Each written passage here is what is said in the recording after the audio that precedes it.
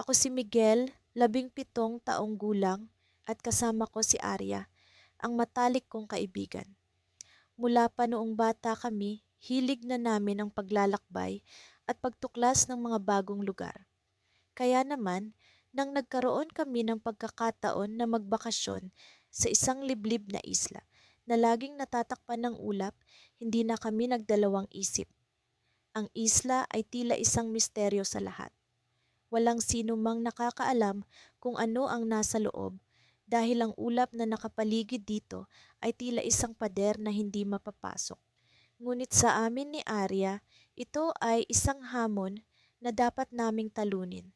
Sa pamamagitan ng isang maliit na bangka, nagsimula kaming maglayag patungo sa isla, puno ng pananabik at pag-asa.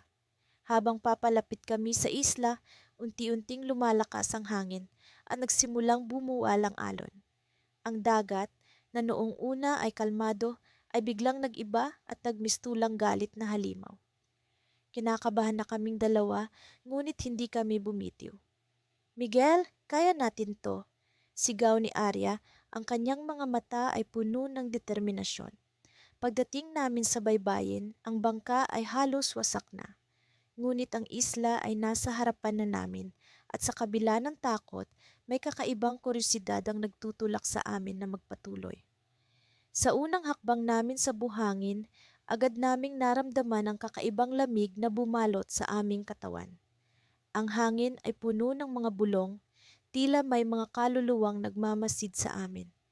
Habang naglalakad kami papasok sa kagubatan, napansin namin ang kakaibang tahimik na bumabalot sa paligid. Walang ibon na umaawit, walang kulisap na umuugong. Tanging ang aming mga yabag ang naririnig. Nagkatinginan kami ni Arya. Parehong may alinlangan ngunit walang pag-atras. Sa gitna ng kagubatan, nakakita kami ng isang lumang kubo na halos natatakpan ng mga baging. Ang pinto ay bahagyang nakabukas, tila inaanyayahan kami na pumasok. Dapat ba nating tingnan ito? Tanong ni Arya. Ang kanyang boses ay nanginginig. Walang sagot, ngunit ang kuryosidad ang nagdala sa amin sa loob.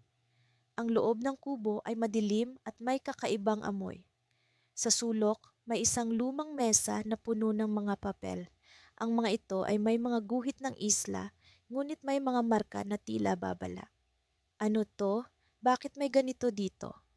Bulong ni Arya. Ako'y lumapit, tinitingnan ang mga guhit. May mga marka ng krus sa iba't ibang bahagi ng isla. Ano ang ibig sabihin nito? Biglang lumakas ang hangin sa labas. Ang mga bintana ng kubo ay nagsimulang bumukas-sara. Ang ulap ay tila bumaba pa, ang paligid ay naging mas madilim. Ang kubo ay tila nagising sa aming presensya. Sa isang iglap, narinig namin ang mga yabag na papalapit sa kubo. Hindi namin alam kung tao o hayop, ngunit ang takot ay bumalot sa amin. Miguel, ano ang gagawin natin? Tanong ni Arya, ang kanyang mga mata ay puno ng takot. Pumikit kami at huminga ng malalim. Sa sandaling iyon, naramdaman namin ang panginginig ng lupa. Ang kubo ay tila umaandar. Ang mga yabag ay papalapit ng papalapit.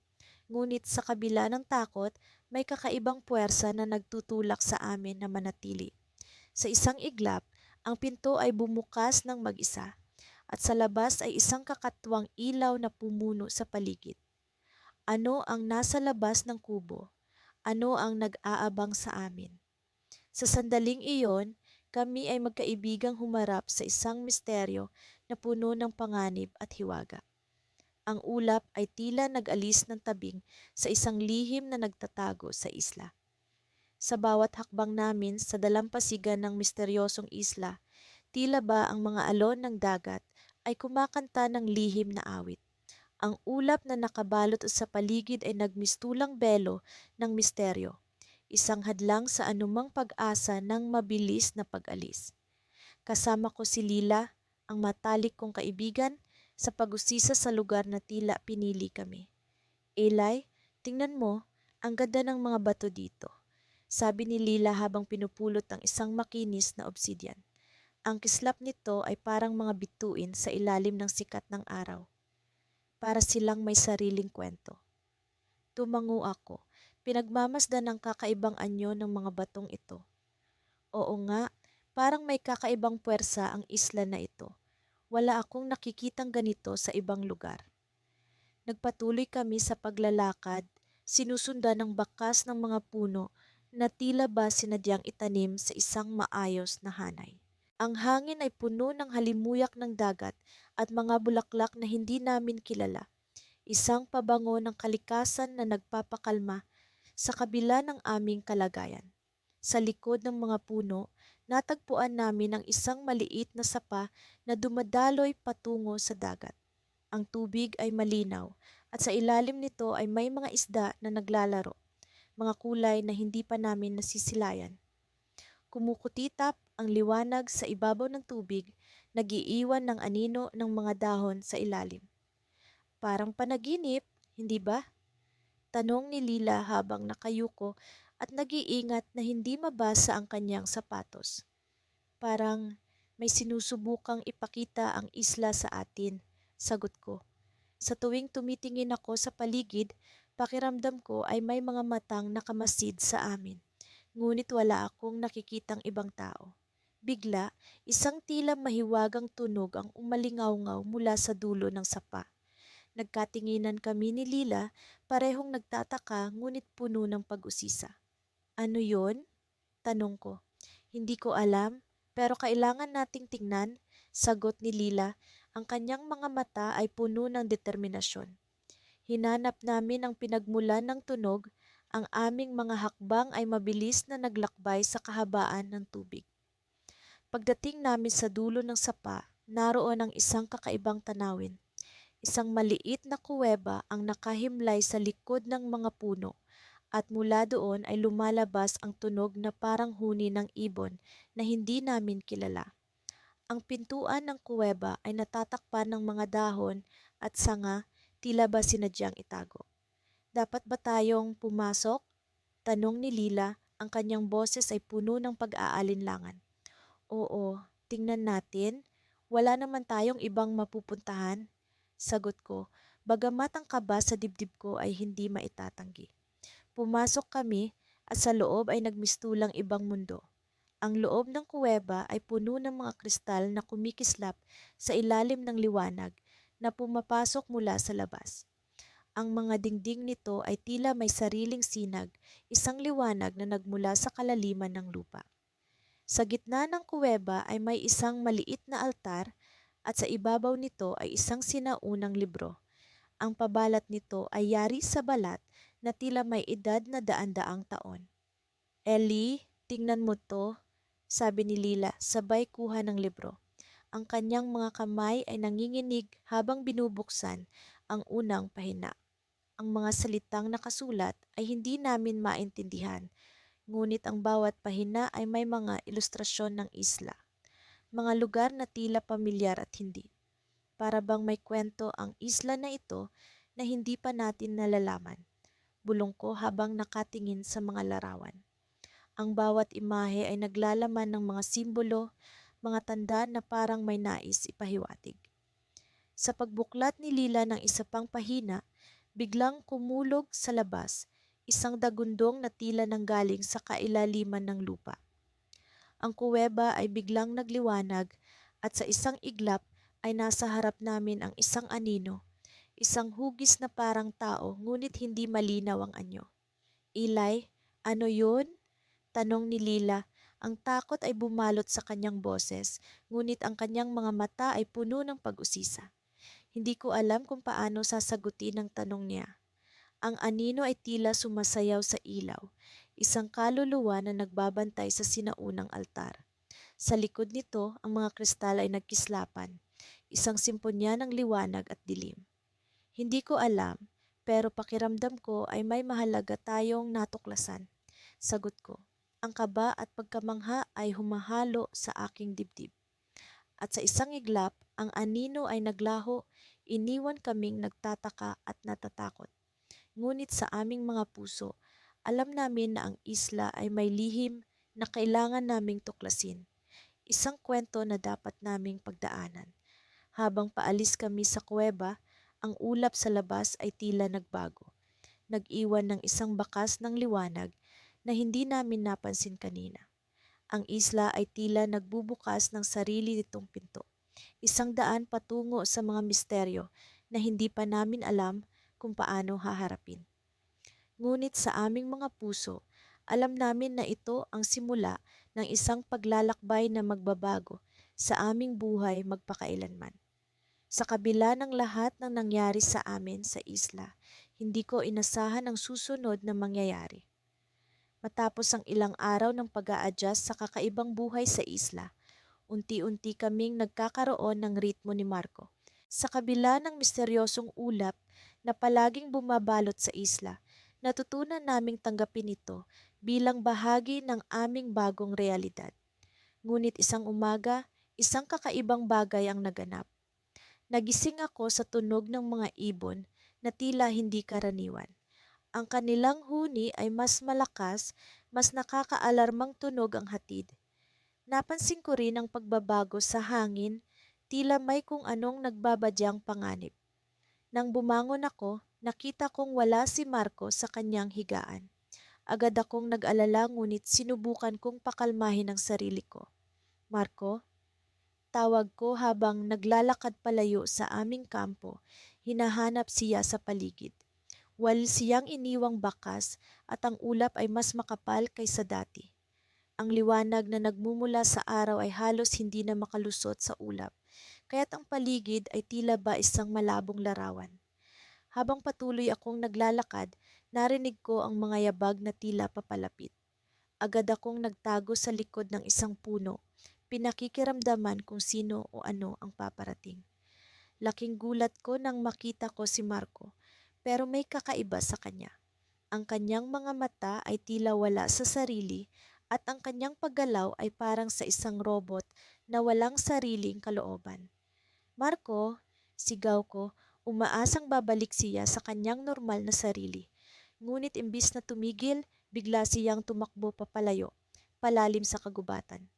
Hinabol ko siya, ang puso ko'y kumakaripas sa kaba at pagtataka. Ano yung nangyayari sa kanya?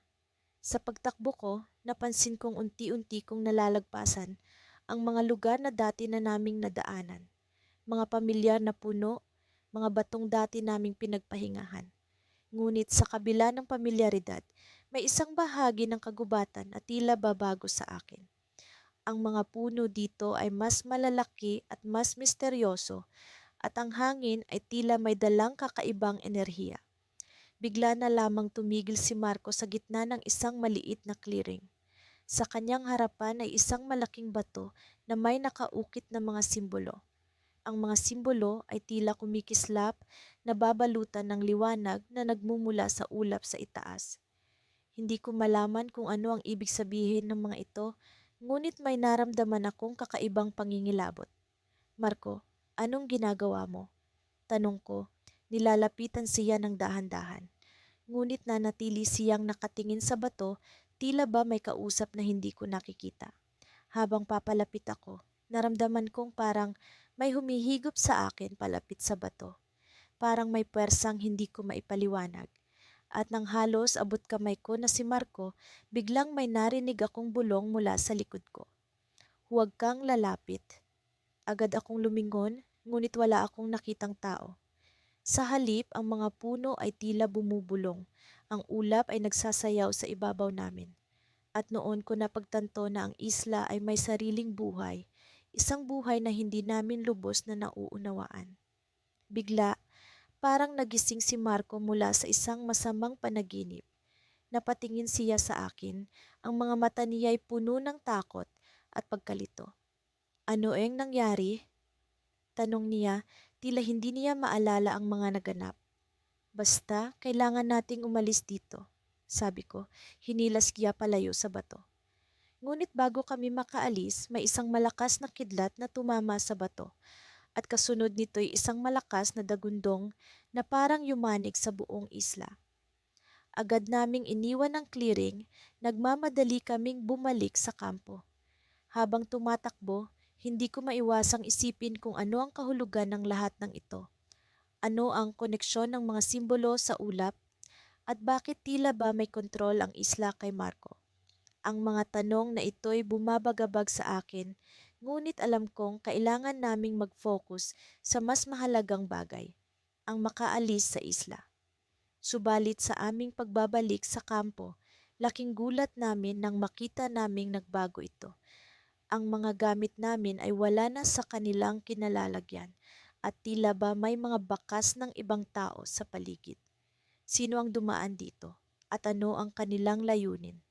Habang tinitingnan ko ang aming kampo, may napansin akong isang piraso ng papel na iniwan sa isang bato. Dahan-dahan ko itong dinampot at nang buksan ko, halos hindi ako makapaniwala sa aking nabasa. Ito ang simula. Hindi ko alam kung ano ang ibig sabihin nito, ngunit isa lang ang sigurado ko. Nasa mas malalim na panganib kami kaysa sa inisip ko. At sa kabila ng lahat, isang bagay ang bumubulong mula sa ulap. Ang isla ay may lihim na hindi pa namin natutuklasan. Ang pag-asa ko ay patuloy na bumabalot sa akin sa kabila ng hindi maipaliwanag na kaba na bumabalot din sa aming dalawa ni Miguel. Kaming magkaibigan na nakulong sa mapanlinlang na isla ay palaging nagtatanong sa mga sarili namin kung ano nga ba ang misteryo sa likod ng ulap na hindi kailanman naglaho. Mas lalo itong nagiging nakakabahala sa tuwing naririnig ko ang mga kwentong bumubulong sa hangin. Mga kwentong tila pumipigil sa amin na makaalis. Bago pa man kami makarating sa isla, iniisip ko na ang aming adventure ay magsisimula sa pag-explore at pagtuklas ng mga bagong bagay. Ngunit sa bawat hakbang na aming tinatahak, tila parang mas lumalayo kami mula sa katotohanan. Ang bawat pag-usad namin sa isla ay nagdadala ng panibagong tanong. Bawat tanong ay may kasamang pangamba. Isang araw, sa gitna ng aming paglalakbay sa makakapal na kagubatan, napansin namin ang isang bagay na kakaiba. Isang sinaunang bato na may ukit ng mga simbolo na hindi pa namin nakikita. Ano kaya ang ibig sabihin nito? Tanong ni Miguel na tila ba hindi makapaniwala sa kanyang nakikita. May kinalaman kaya ito sa ulap? Pakiramdam ko ay may kailangan kaming tuklasin. Ang mga simbolo ay tila may pahiwatig na hindi namin mawari. Sumilip kami sa paligid para sa mga posibleng sagot, ngunit ang kakulangan ng liwanag at ang patuloy na pag-ikot ng ulap ay nagbigay ng masalimuot na damdamin. Sa kabila ng lahat, nagpasya kaming ituloy ang aming paglalakbay, dala ang paniniwalang may mas malalim pang lihim ang isla. Habang patuloy kaming naglalakad, nararamdaman ko ang pagod na unti-unting bumabalot sa aking katawan. Ngunit hindi ko maaring ipakita kay Miguel na nawawalan na ako ng lakas. Narinig ko ang tunog ng tubig na tila dumadaloy mula sa isang lugar. Nagtungo kami sa direksyon ng tunog, umaasang makakahanap ng tubig na maiinom. Hindi nagtagal, isang ilog ang aming natagpuan. Ang tubig ay malinis at malamig, tila isang biyaya sa gitna ng aming paghihirap. Ngunit sa kabila ng pag-inom at pagpapahinga, hindi pa rin nawala sa aming isip ang misteryo ng isla. Miguel, sa tingin mo ba may paraan para makaalis tayo dito? Tanong ko sa kanya, umaasa sa kahit kaunting pag-asa. Siguro kailangan lang nating mahanap ang tamang sagot sa mga tanong natin, sagot niya. Ang mga simbolo, baka may kinalaman ito sa pag-alis natin. Napatingin ako sa ilog. Sa ilalim ng tubig may kung anong kumikinang. Agad kong tinignan ito at nadiskubre ang isang lumang susi. Ano kaya ang susi na ito? Tanong ko habang hawak ko ito. Ang pagkakaroon ng pag-asang maaring ito ang sagot sa aming mga tanong. Bumalik kami sa lugar kung saan namin nakita ang mga simbolo. Inisa-isa namin ang bawat ukit, umaasang may koneksyon ng susi sa mga ito. Ang bawat galaw namin ay tila may kasamang ingay, mga tunog ng kagubatan na nagbibigay ng babala. Ngunit hindi kami tumigil. Biglang may narinig kaming mas malakas na tunog, isang tunog ng paggalaw sa likod ng mga puno. Sa isang iglap, isang misteryosong figura ang lumitaw. Isang matandang lalaki na tila ba naging bahagi ng isla. Ang kanyang mga mata ay puno ng karunungan at misteryo. Hindi ninyo maaalis ang ulap hanggat hindi ninyo natutuklasan ang lihim ng isla. Sabi niya na tila nagbibigay ng babala. Ang susi ay makakatulong, ngunit kailangan ninyong malaman kung saan ito gagamitin. Hindi ko maipaliwanag ang nararamdaman ko.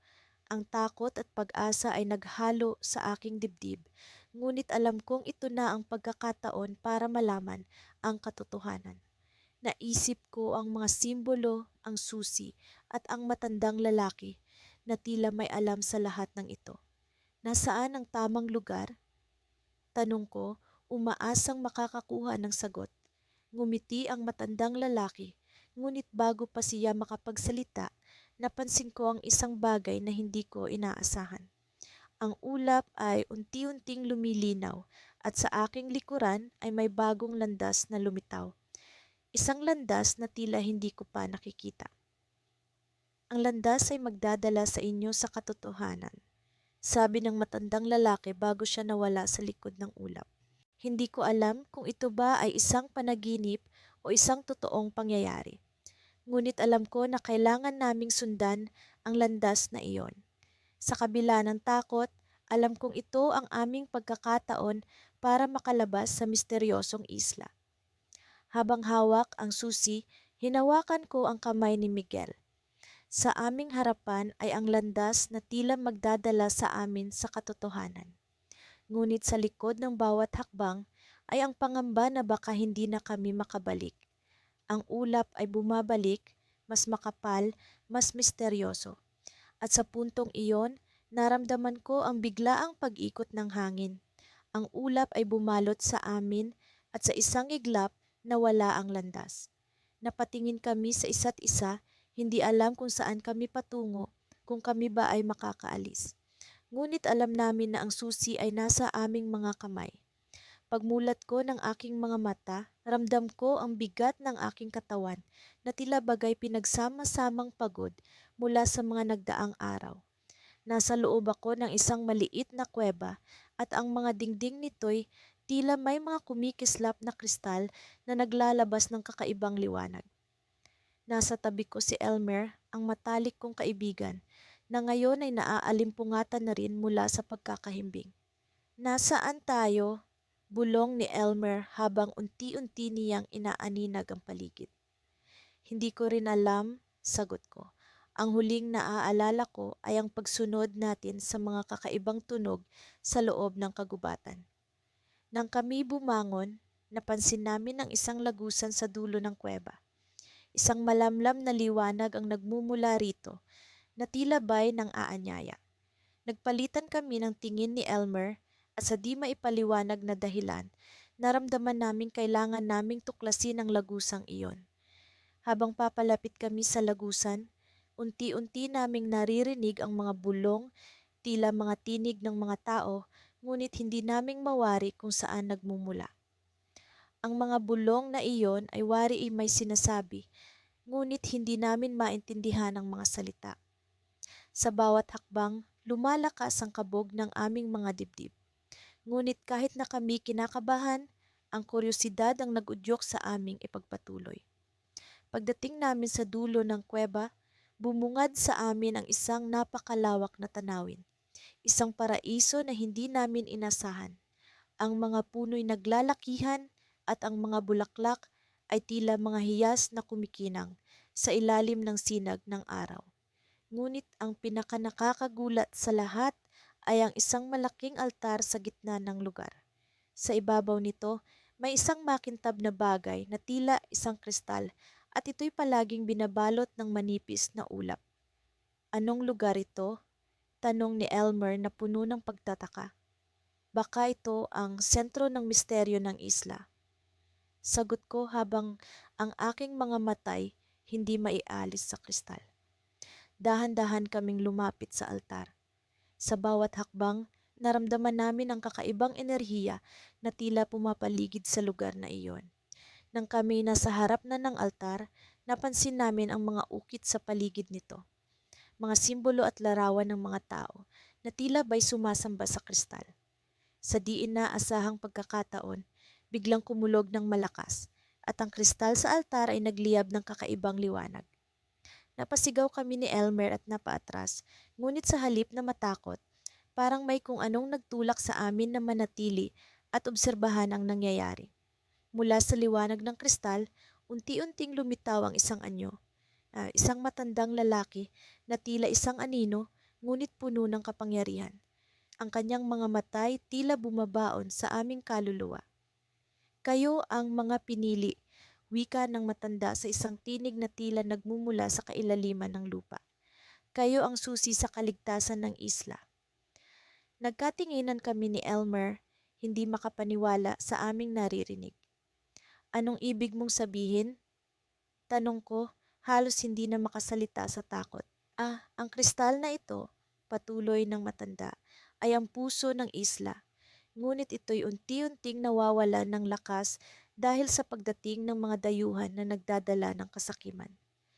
Hindi ko alam kung paano ko iyon maiintindihan. Ano ang kailangan naming gawin? Kailangan ninyong hanapin ang 4 na bahagi ng kristal na nawala sa iba't ibang bahagi ng isla. Kapag ito'y nabuo muli, maibabalik ang balanse at kaligtasan ng isla. Isang malamig na hangin ang biglang umihip at ang anyo ng matanda ay unti-unting naglaho sa hangin. Naiwan kaming naguguluhan at hindi alam kung paano sisimulan ang aming misyon. Anong gagawin natin ngayon? Tanong ni Elmer, ang kanyang mga matay puno ng pag-aalala.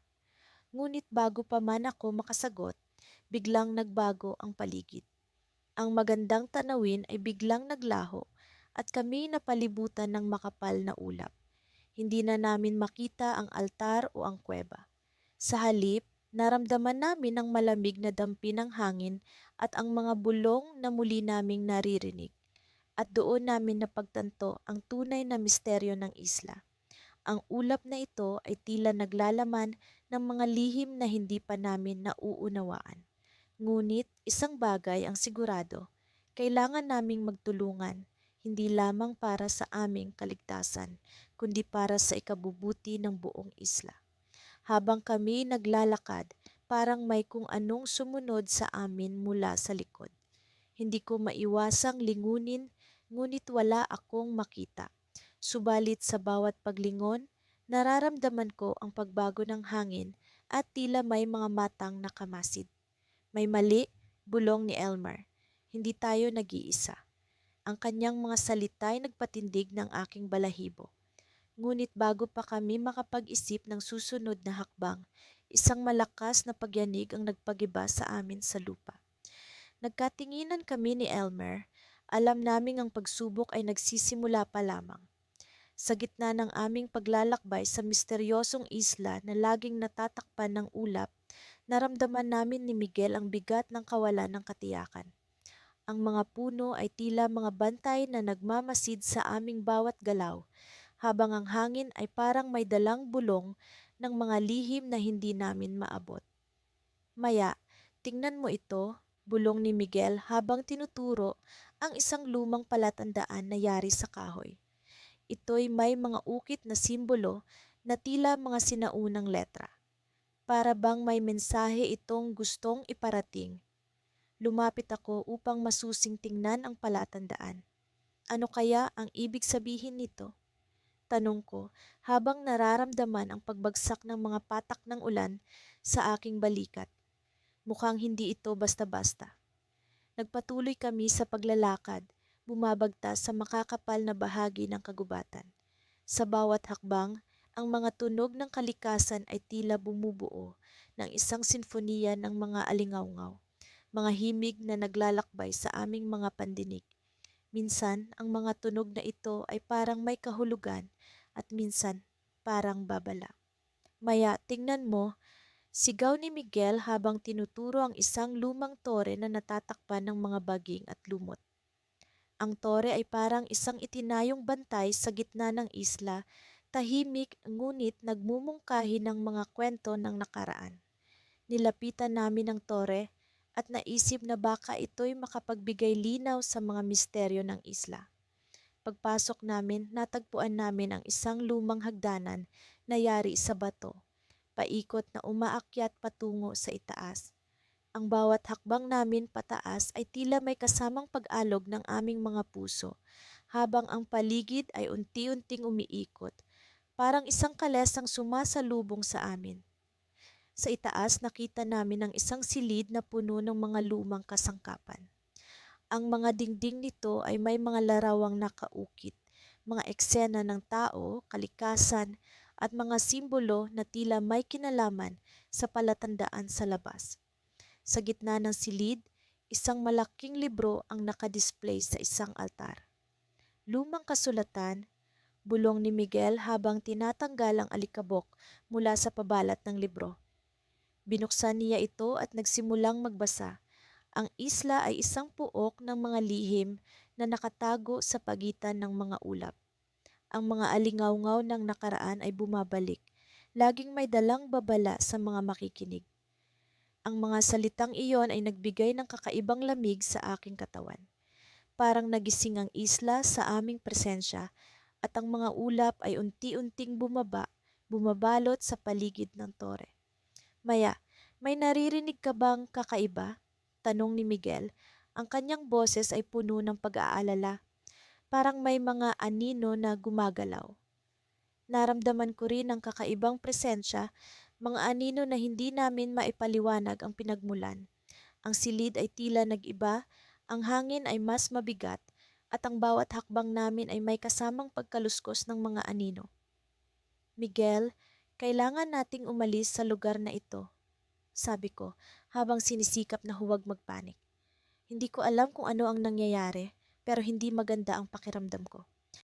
Nagmadali kaming bumaba ng hagdanan, at sa aming paglabas ang mga ulap ay lalong bumigat. Halos hindi na namin makita ang aming dinaraanan. Ang mga tunog ng kagubatan ay nag-iba, mas naging malalalim, mas nakakabinging alingawngaw. Sa aming pagtakbo palabas, biglang nagkaroon ng malakas na tunog ng pagkaluskos sa likod namin. Lumingon kami at nakita ang isang figura na tila gawa sa anino, mabilis na lumapit sa amin. Ang figura ay parang kumakatawan sa isang tao, ngunit walang malinaw na mukha o anyo. Maya, tumakbo! Sigaw ni Miguel, hinawakan ang aking kamay at sabay kaming tumakbo palayo.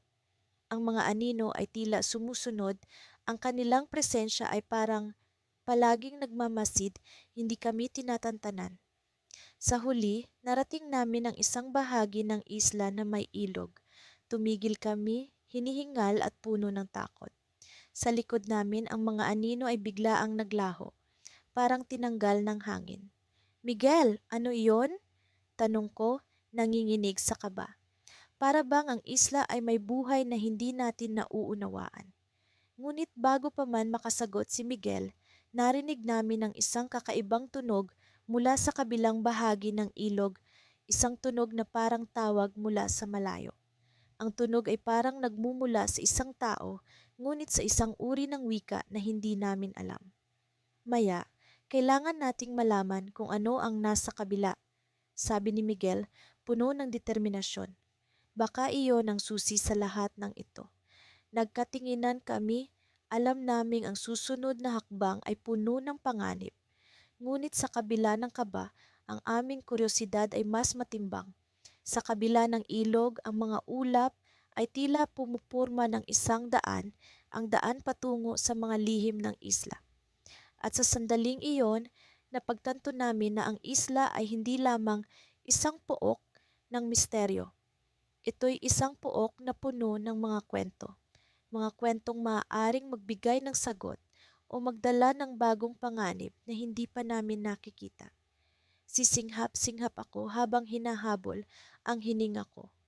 Ang dilim, ang lamig, parang ang buong isla ay lumulutang sa kawalan. Ang ulap ay mas mabigat sa paligid namin ngayon. Para bang may kung anong puwersa ang bumabalot sa amin. Pinipigilan kaming makita ang daan pabalik. May naririnig ka ba? Bulong ni Lara sa tabi ko. Ang boses niya ay halos hindi ko na marinig sa tunog ng mga dahon na parang bumubulong sa hangin. Tumango ako, hindi sigurado kung ano ang isasagot. Ang mga tunog ay tila nagmumula sa lahat ng direksyon. Isang malaukano na bulong na naghihilamos sa ulap. Noong una, akala ko'y ang kaluskos ng mga sangalang iyon o baka huni ng mga ibon. Pero habang tumatagal, unti-unti kong nararamdaman, hindi ito natural. Ito ang sinasabi ko sa iyo kanina. Sabi niya, mas mahigpit ang hawak sa braso ko. Parang nagbabago ang tunog sa bawat hakbang natin. Parang sinusundan tayo. Hindi tayo sinusundan. Sinubukan kong sabihin. Kahit na alam kong hindi ko rin iyon pinaniniwalaan. Siguro, siguro hangin lang. Hangin na may mga paa? Tanong niya at kahit sa gitna ng kaba, halos matawa ako. Pero bigla nakaramdam ako ng pagyanig. Napahinto kami. Ang lupa sa ilalim ng aming mga paa ay parang huminga, suminghap at gumalaw sa paraang hindi ko kayang ipaliwanag. Lara, bulong ko. Nararamdaman mo ba yan? Hindi siya sumagot. Sa halip tumuro siya sa harapan namin. Sa gitna ng makapal na ulap, may lumitaw na anino. Hindi ito tao, hindi rin hayop. Isa itong hugis na hindi ko maipaliwanag. Parang anino ng isang bagay na hindi dapat naririto. Hindi ito gumagalaw, pero alam kong nararamdaman nito ang bawat galaw namin. Ang itsura nito ay parang bahagi ng ulap, ngunit may mas madilim na anyo na parang sinisipsip ang liwanag sa paligid. Tumakbo tayo, sabi ni Lara, pero bago pa ako makasagot, naramdaman ko ang malamig na hangin na dumaan sa balikat ko. Parang may humihinga sa likuran namin. Lara, bulong ko pero hindi siya tumingin sa akin. Nakatitig pa rin siya sa anino. Bigla, dumaan sa utak ko ang sinabi ng matandang lalaki sa lumang kubo sa kabilang banda ng isla. Ang isla ay may sariling mga mata. Ang ulap ay hindi basta-basta ulap. Kapag nakaramdam ka ng malamig na hininga sa batok mo, huwag kang lilingon. Hindi ko alam kung paano ako napilitang maalala iyon, pero ngayon, malinaw na malinaw sa isip ko ang bawat salita niya. Huwag kang lilingon, pabulong kong sinabi kay Lara. Ano? Tanong niya, pero bago ko pa siya masagot, narinig namin ang isang boses, isang mababang, malakas at kakaibang tunog na parang nagmula sa kailaliman ng lupa. Hindi namin maintindihan ang sinasabi nito, pero alam naming hindi ito nagmumula sa tao. Napatingin ako kay Lara at sa unang pagkakataon, nakita kong nanginginig siya. Ang matapang kong kaibigan na laging handang harapin ang kahit anong problema ay parang batang natatakot sa dilim. Tumakbo tayo, ulit niya, at sa pagkakataong ito, tumango ako. Hinila niya ako at sabay kaming tumakbo palayo sa anino. Ang ulap ay parang mas lalong bumigat at ang bawat hakbang namin ay parang mas tumatagal kaysa sa dapat. Ang paligid ay lumalabo at ang hangin ay mas lalong lumalamig. Tingin mo, nawala na ba tayo? Tanong niya nang sa wakas ay huminto kami para magpahinga. Hindi ko alam ang isasagot. Ang ulap ay pare-pareho lang mula pa kanina. Walang bakas kung saan kami nanggaling o kung saan kami pupunta. Hindi ko alam, sabi ko, pero alam kong pareho kaming may nararamdaman. Hindi pa ito tapos. Hindi pa kami ligtas. Bigla, naramdaman kong may nakatapak na kung anong malamig at basa sa paa ko. Napatingin ako sa lupa. Sa ilalim ng makapal na ulap, unti-unting lumitaw ang isang bagay. Isang piraso ng kahoy na may mga letra. Pinulot ko ito at sa gitna ng aking pagkalito, binasa ang nakasulat. Halos mabitawan ko ang kahoy sa kaba. Lumapit si Lara, binasa rin ang nakasulat at napaatras. Ang mga mata niya ay nanlaki habang nakatitig sa akin. Bakit? Bulong niya. Bakit parang pamilyar ang sulat kamay? Napatitig ako sa kahoy. Tumigil ang puso ko sa saglit nang ma-realize ko kung bakit pamilyar ang sulat. Ito ang sulat kamay ko. Pero paano? Kailan? At bakit? Bago pa kami makagalaw, narinig namin muli ang boses. Pero ngayong pagkakataon, mas malapit na ito. Mas malinaw at parang tumatawag ito sa pangalan ko. Ellie? Sino ang tumatawag sa akin? At paano nito alam ang pangalan ko?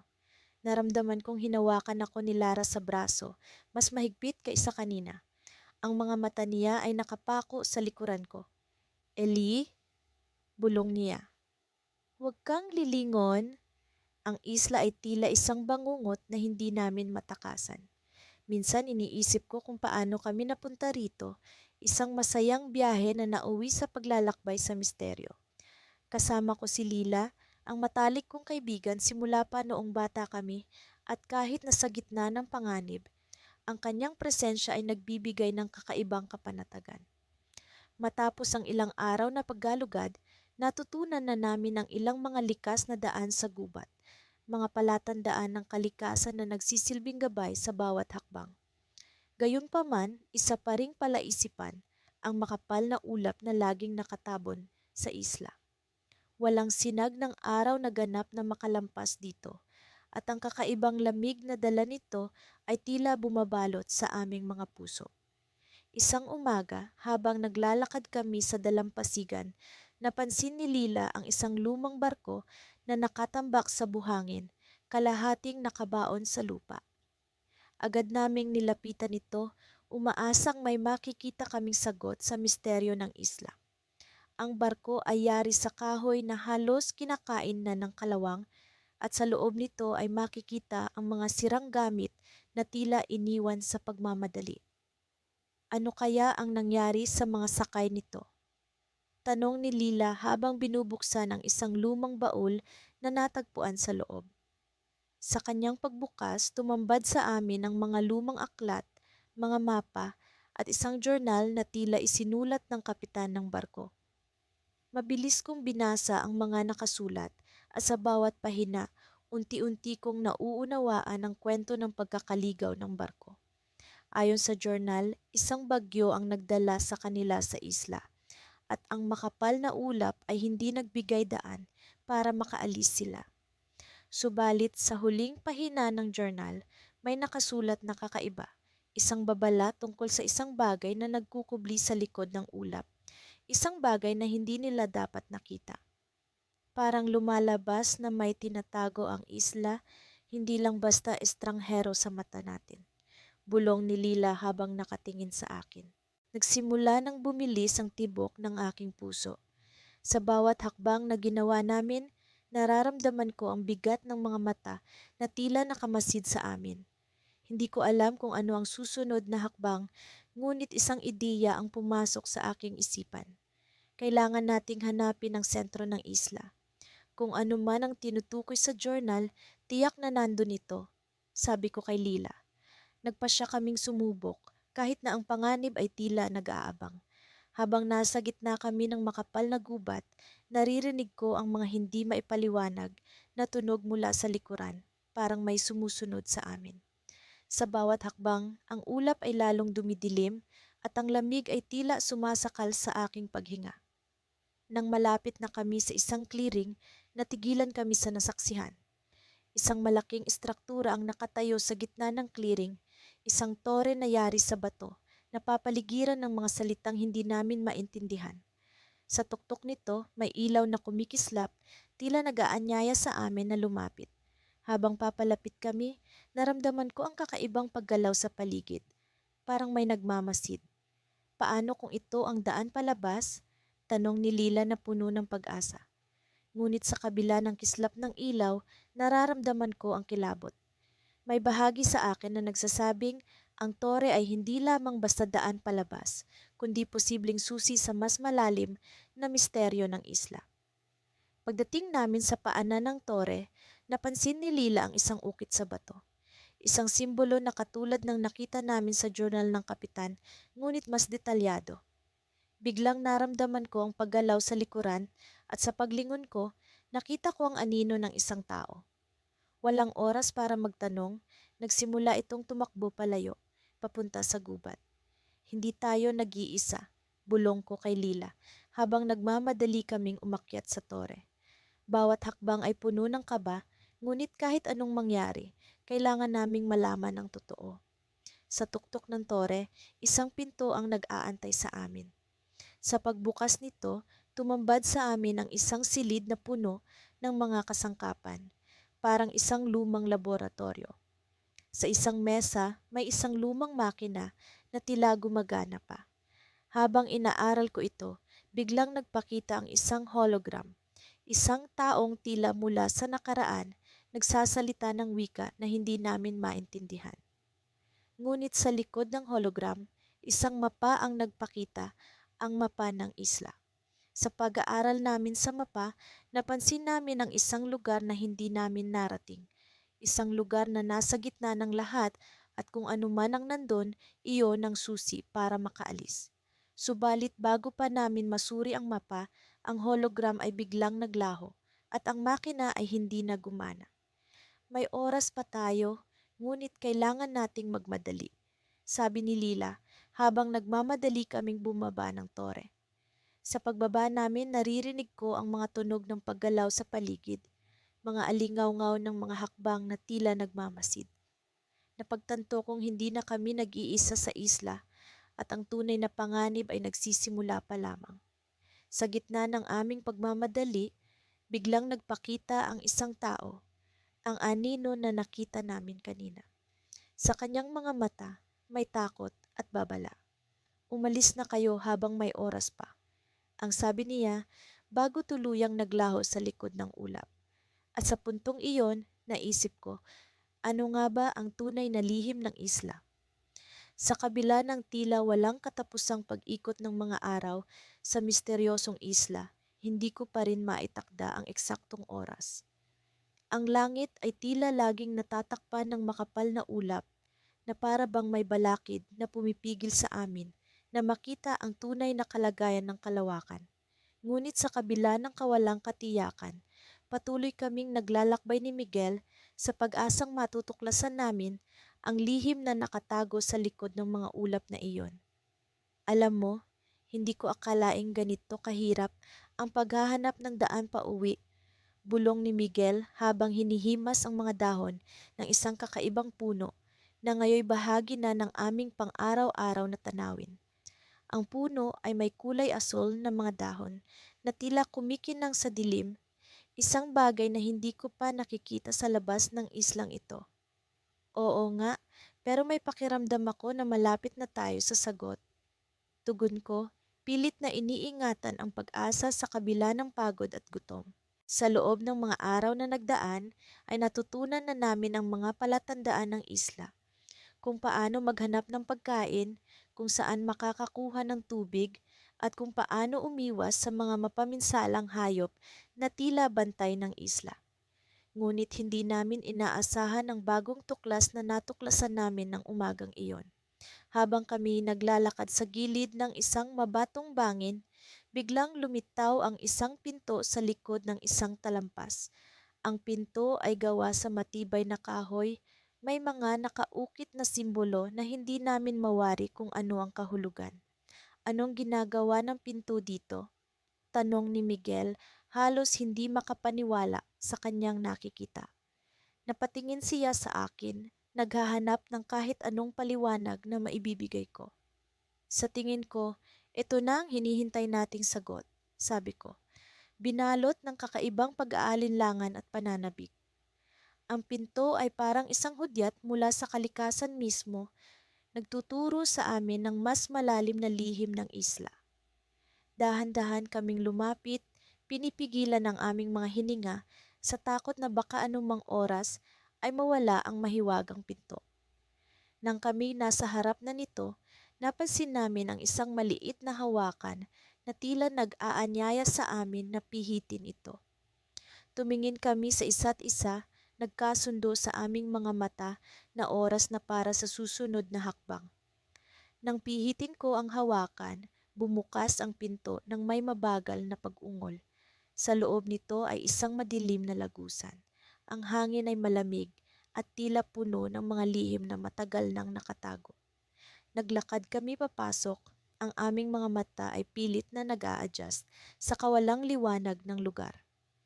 Habang kami lumalalim sa lagusan, unti-unti naming naririnig ang tunog ng umaagos na tubig. Bumilis ang tibok ng aking puso, ang bawat hakbang ay nagdadala ng mas matinding kaba.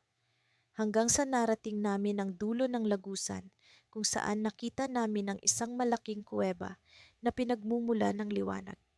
Sa gitna ng kuweba ay isang maliit na lawa. Ang tubig ay kumikinang sa ilalim ng isang mahiwagang liwanag na nagmumula sa itaas. At sa gitna ng lawa ay isang pedestal na may hawak na isang kristal. Ang kristal ay kumikislap sa ilalim ng liwanag, tila humihinga, nagpapakita ng mga imahe ng mga lugar na hindi namin nakikilala. Ang kristal, bulong ni Miguel. Sa tingin ko ito ang susi sa lahat ng ito. Habang kami palapit sa kristal, naramdaman ko ang kakaibang enerhiya na tila humihigop sa amin. Nang bigla kong hawakan ng kristal, isang malakas na liwanag ang bumalot sa buong kuweba. Naramdaman ko ang pag-angat ng aking katawan para bang kami ay dinadala sa ibang mundo. At sa isang kisap mata, bumalik kami sa pampang ng isla. Ngunit ngayon, ang ulap ay unti-unting naglalaho at sa unang pagkakataon ay nasilayan namin ang kalawakan. Ngunit sa harap namin ay isa pang kababalaghan, isang barko na tila lumitaw mula sa kawalan, papalapit sa aming kinaroroonan. Napatingin kami sa isa't isa, ang aming mga puso ay puno ng pag-aalinlangan at pag-asa. Sa wakas, may pag-asa na kaming makaalis sa isla. Ngunit sa likod ng barkong iyon ay tila may anino na nag-aabang, isang misteryo na hindi pa namin lubusang nauunawaan. Sa tingin mo ito na ang wakas? Tanong ni Miguel, punong-puno ng pag-asa at takot. Siguro, sabi ko, habang ang barko'y papalapit ng papalapit. Ngunit sa likod ng aking isip, alam kong ang isla ay may mas malalim pang lihim na hindi pa namin natutuklasan. At sa pagdating ng barko, isang bagong kabanata ang bubuksan, isang paglalakbay na puno ng misteryo at pag-asa. Sa kabila ng pagod at takot, patuloy kaming naglakad ni Marco sa makitid na daan na tila walang hanggan. Ang makapal na ulap na bumabalot sa isla ay nagbibigay sa amin ng kakaibang pakiramdam. Para bang may mga matang nagmamasid mula sa likod nito. Sa bawat hakbang, nag-iingat kami na hindi madulas sa basa at madamong lupa. Alam naming walang kasiguraduhan kung ano ang naghihintay sa aming unahan. Sigurado ka bang ito ang tamang daan, Lisa? Tanong ni Marco na halatang kinakabahan. Nakatingin siya sa paligid, tila umaasang makakita ng anumang palatandaan na tama ang aming tinatahak. Oo, Marco. Kung tama ang pagkakatanda ko, ito ang daan na nakita natin sa lumang mapa na nakuha natin kanina. Sagot ko, pilit na itinatago ang pag-aalinlangan sa aking tinig. Ang lumang mapa ay natagpuan namin sa isang abandonadong kubo na puno ng alikabok at mga kalansay ng mga hayop. Sa kabila ng kalumaan nito, tila ito lamang ang aming pag-asa upang makaalis sa isla. Habang naglalakad, napansin ko ang kakaibang katahimikan ng paligid. Parang kahit ang mga ibon ay nag-aalanganing bumati sa amin. Ang tanging naririnig namin ay ang aming mga yabag at ang paminsang pag-aspas ng hangin. Sa paligid namin, ang mga puno ay nagsilbing anino na nagkukubli ng mga lihim ng isla. May kung anong kaluskos na nagmumula sa likuran namin, ngunit sa tuwing lilingon kami, wala naman kaming nakikita. Sa di kalayuan, may nakita kaming liwanag na tila aninag mula sa likod ng ulap. Marco, tingnan mo iyon, sigaw ko, sabay turo sa liwanag. Naging tila pag-asa ang liwanag na iyon na nagbibigay sa amin ng lakas na ipagpatuloy ang paglalakbay. Habang papalapit kami sa pinagmumulan ng liwanag, unti-unti ring lumalabo ang makapal na ulap. Pakiramdam ko ay unti-unting nabubuksan ng isang misteryo na matagal nang nakabaon sa isla. Sa wakas, narating namin ang isang malawak na espasyo na tila isang oasis sa gitna ng kagubatan. Sa gitna nito ay may isang kakaibang estruktura, isang mataas na tore na tila yari sa kristal. Ang liwanag ay nagmumula sa tuktok nito, naglalabas ng sinag na tila humahawi sa ulap. Marco, Ano kaya ito? Tanong ko habang nakatingala sa tore. Hindi ito bahagi ng mapa. Lumapit kami sa tore, kinakabahan ngunit puno ng kuryosidad. Sa paanan nito may nakita kaming mga ukit na tila isang sinaunang sulat. Hindi ko mawari kung anong wika ito, ngunit tila may kakaibang enerhiya itong nililikha. Habang abala kami sa pag-aaral ng mga ukit, biglang lumitaw ang isang anyo mula sa likod ng tore. Isang matandang lalaki na may mahaba at maputing balbas, suot ang kakaibang kasuotan na tila mula sa ibang panahon. Matagal ko na kayong hinihintay, sabi ng matanda. Ang kanyang tinig ay tila alon na pumapawi sa aming pag-aalinlangan. Sino po kayo? Tanong ni Marco, hindi alam kung paano magre-reaksyon. Isa akong tagapagbantay ng isla, sagot ng matanda. At kayo ay naparito upang tuparin ang isang hula. Nagkatinginan kami ni Marco, hindi makapaniwala sa naririnig. Anong hula? Tanong ko, pilit na inuunawa ang sitwasyon. Sa loob ng maraming taon, ang isla ay nababalot ng ulap bilang proteksyon mula sa mga taong may masamang hangarin. Ngunit sa inyong pagdating, ang ulap ay unti-unting naglalaho. Paliwanag ng matanda. Kayo ang pinili upang buksan muli ang isla sa mundo. Hindi ko alam kung matutuwa o matatakot ako sa sinabi niya. Hindi ko rin alam kung paano namin natagpuan ang aming mga sarili sa sitwasyong ito. Nagpatuloy ang matanda, ngunit dapat kayong mag-ingat. Hindi lahat ng nasa isla ay may mabuting layunin. Bago pa man kami makapagtanong ng higit pa, biglang lumakas ang hangin at muling bumalot ang ulap sa paligid. Ang matanda ay naglaho na parang usok at kami ay naiwan sa parang na tila hindi namin alam kung ano ang susunod na mangyayari. Marco, ano ang gagawin natin? Tanong ko, pilit na kinakalma ang sarili. Ngunit bago siya makasagot, isang malakas na pagyanig ang naramdaman namin mula sa lupa. Ang tore ay nagliliwanag ng mas maliwanag kaysa kanina at ang lupa sa paligid namin ay tila nagkakaroon ng mga bitak. Sa gitna ng kaguluhan, isang boses ang narinig namin mula sa hangin. Tila isang babala o paanyaya. Ang oras ay dumating na. Piliin ninyo ang inyong landas.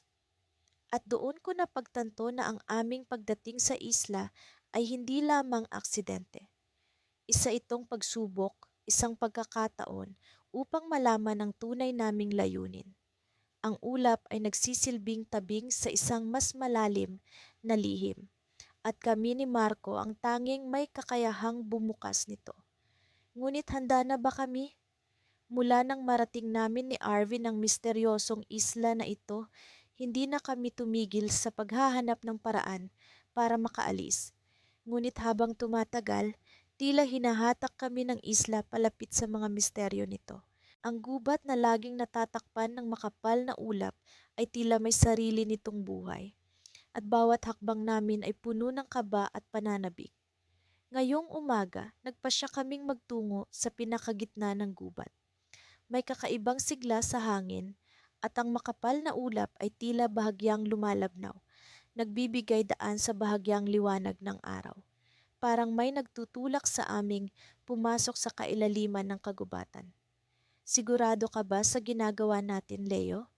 Tanong ni Arvin habang tinatahak namin ang makipot na daan na nababalutan ng mga lumot at ligaw na halaman. Oo, Arvin, pakiramdam ko dito natin matutuklasan ang mga sagot, sagot ko. Ang puso ko'y kumakabog hindi lamang dahil sa takot, kundi dahil sa kakaibang kutob na may matutuklasan kami ngayong araw. Habang lumalalim kami sa gubat, unti-unti naming naririnig ang mga kakaibang tunog. Tila mga bulong ng hangin na hindi maipaliwanag, mga kaluskos na parang may sumusunod sa amin. Tumingin ako kay Arvin at nakita kong pareho kami ng iniisip. May ibang nilalang sa paligid. Bigla, isang malaking anino ang dumaan sa itaas namin. Napatingala kami at nakita ang isang malaking ibon na may pakpak na tila yari sa usok. Bigla itong nawala, parang bula. Ano yon, Leo? Tanong ni Arvin, halatang natatakot. Hindi ko alam, pero parang hindi tayo nag-iisa dito. Sagot ko, pilit pinapakalma ang sarili. Itinuloy namin ang paglalakad hanggang narating namin ang isang maliit na lawa na napapalibutan ng matataas na puno. Napansin ko ang isang kakaibang bato sa gilid ng lawa. Ito ay may mga ukit na tila mga simbolo. Lumapit ako at hinawakan ito. Bigla kong naramdaman ang kakaibang init na nagmumula rito na tila dumadaloy sa aking mga kamay. Arvin, tingnan mo to, sabi ko, pilit na ipinapakita sa kanya ang aking nadiskubre. Lumapit si Arvin at sabay naming tinignan ang mga simbolo. Parang may kakaibang kapangyarihan ang bumabalot dito. Sa hindi inaasahang pagkakataon, biglang lumiwanag ang bato at kami nabulag sa liwanag. Nang magmulat ako ng mata, nakita kong nag-iba ang paligid. Wala na ang makapal na ulap at ang gubat ay puno ng liwanag. Ngunit mas nakakagulat ay ang aming paligid. Mga gusali at estruktura na tila yari sa mga kristal at salamin. Parang kami dinala sa ibang mundo. Nasaan tayo, Leo? Tanong ni Arvin, halatang naguguluhan.